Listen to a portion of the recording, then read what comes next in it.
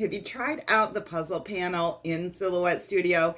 If you have not, you should definitely fire up your Silhouette Studio and create something amazing along with me today. Hi, my name is Brenda Lambert. I'm a TJC licensed instructor for Silhouette. You found your way to Silhouette Success, and I do hope that you're going to join our little crafting community. There is a ton of information in today's video, so if everyone is ready to learn something new, let's do this. The first thing you want to do when you open up Silhouette Studio is set up your page. I will be working with printable magnetic paper today, which is letter size, so that's 8.5 by 11. That's all set. But I do want to come up here and turn on my registration marks because this is going to be a print and cut project. When using print and cut, you want to make sure you turn on your registration marks before you start designing because your print area is quite a bit smaller than if you were just doing a regular print. Now let's go up to File and Merge and bring in the picture that I want to work with today. I got this file from Creative Fabrica. These are all so adorable, but since I am doing a countdown to Christmas, I wanted to go with this little baby Santa popping out of the snow. Double click and that'll bring that onto the mat.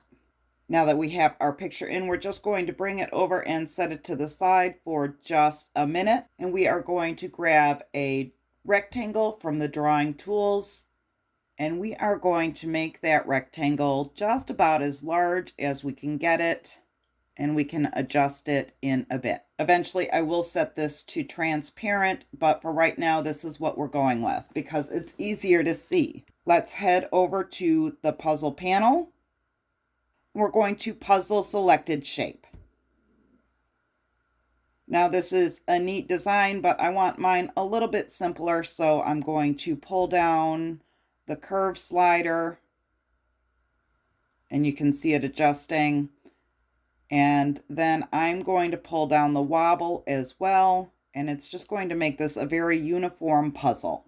Now it came in with 6 rows and 5 columns, and that's where I'm going to keep it. You can adjust these for a different amount of pieces within your puzzle, and I actually want 25 pieces, but I want this top row to be one large piece. So actually it'll be 26 pieces, and you'll see why in just a minute.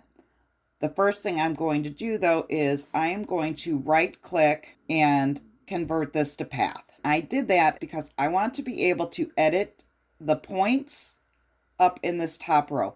I want this top row to be all one solid piece. So let's double click to bring up the editing points. Now I'm just going to go ahead and start deleting these points, and that will take away that cut line. And now this part here, it was 2 pieces, it's now 1. Let's do the same for the other editing points. Just click and start deleting until you get down to that bottom piece here. We don't want to delete this one.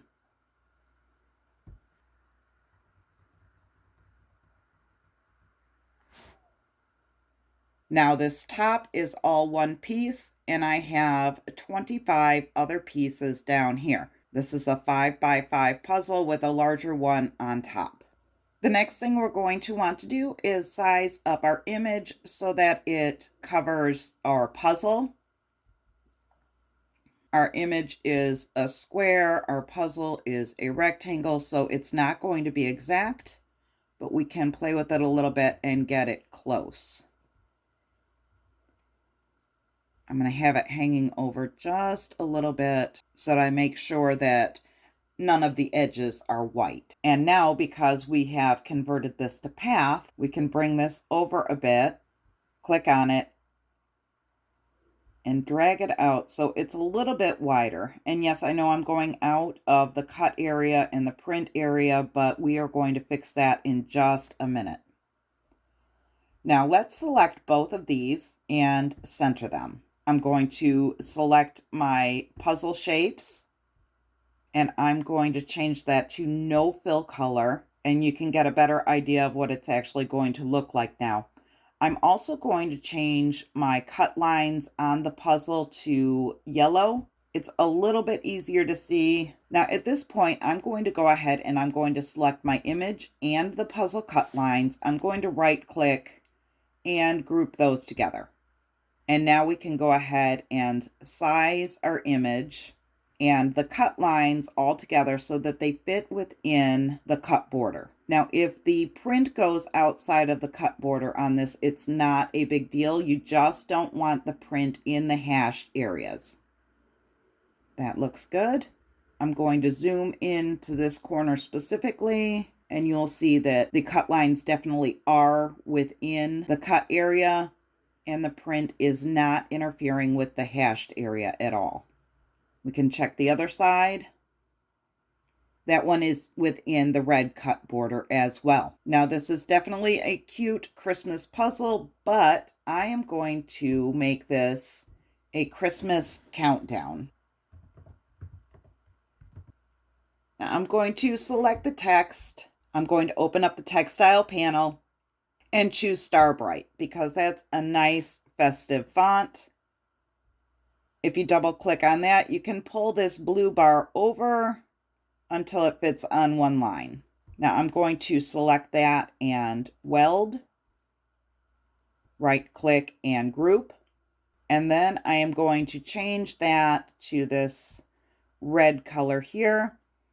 I'm going to leave the outline black, and I am going to bump up this line point here so that the lines are a little bit thicker and the black outline will print. If it's set to 0, the line will not print. If it's anything above 0, it will print. Now I'm going to take this and I'm going to set it right up in the top piece, and that will be the start of our puzzle. Now this is starting to look a little bit busy to my eye. The Christmas countdown is kind of lost in the picture. So now I'm going to select that. I'm going to ungroup it for a minute so I can just grab the image. I'm going to open up the fill panel over here. It looks like a little palette. I'm going to come down here to transparency, and I'm just going to bring the transparency slider up a bit until the picture fades a little and Christmas countdown becomes more noticeable. I think that looks good.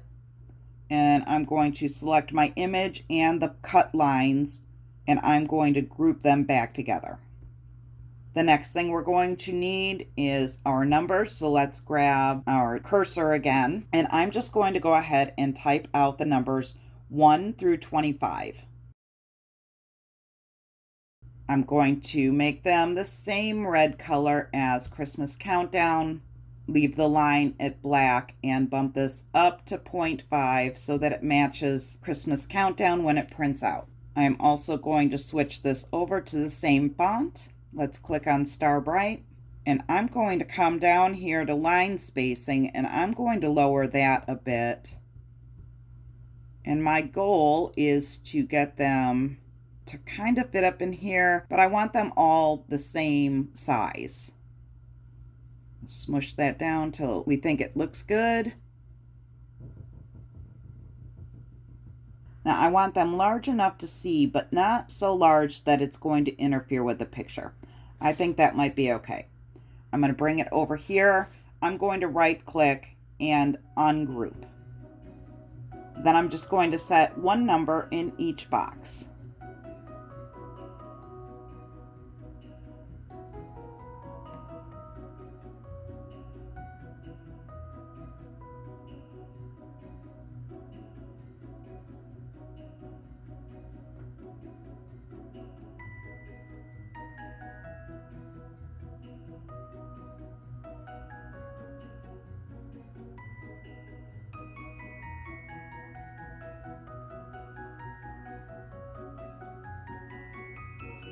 I am going to make the number 25 big enough to fill the piece. Now let's see how this is going to look when it's printed. Here is the print preview. I think it's going to be absolutely adorable. So let's go ahead and click on print. Choose your printer and then print.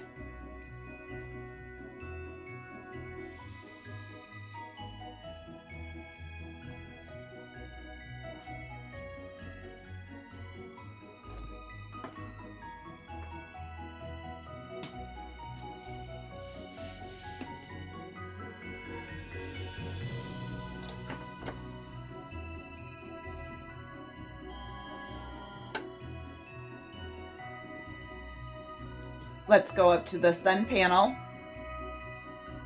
I'm going to choose Magnet Paper Printable.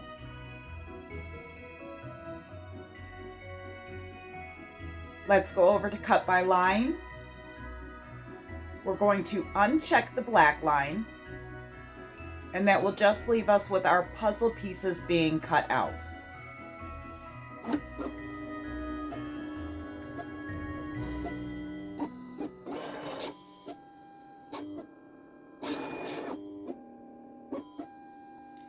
Your machine is going to read the registration marks, then adjust the blade, and then start the cut.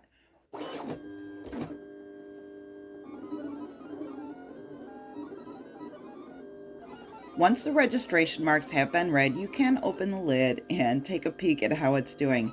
Now, just so you know, cutting through this printable magnetic paper is a slow process. The machine does not move quickly through this, but I think it's totally worth it in the end.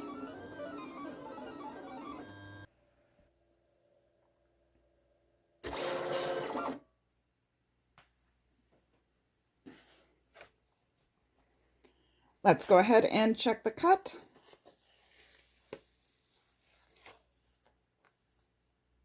Beautiful. Let's unload the machine.